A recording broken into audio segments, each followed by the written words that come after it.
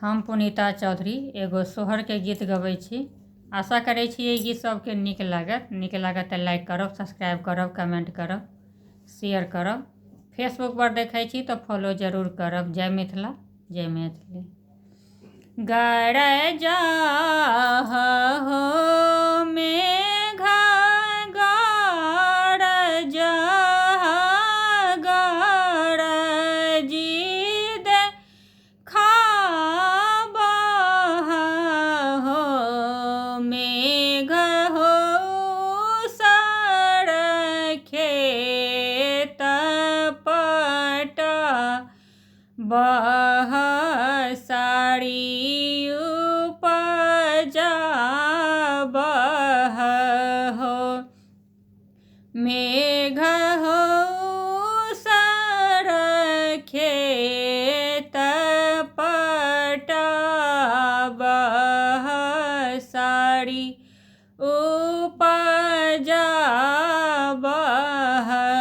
हो जल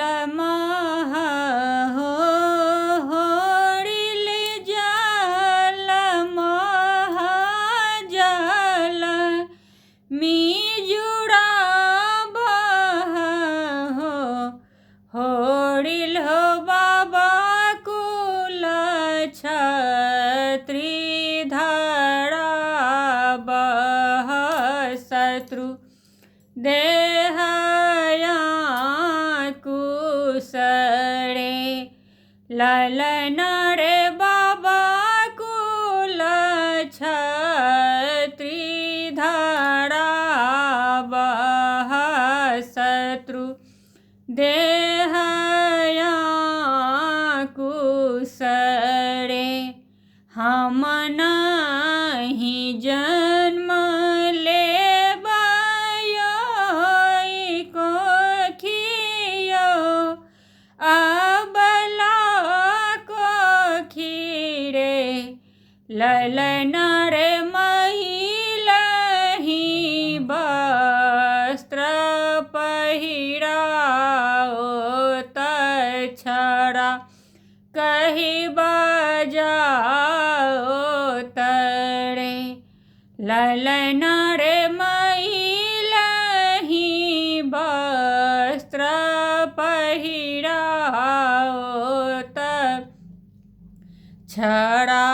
कही बजाए तरे गरजा हो मेघा गरजा गरजी देखाबा हो मेघ हो सर खेत पटा बह साड़ी उपजा बह हो जल हो होरिल जल महाजल मिजुड़ा बह हो होरिल हो बाबा कुल छत्री धरा बह शत्रु देहया कुसरे ललन रे बाबा कुल छत्री धरा बह शत्रु देहया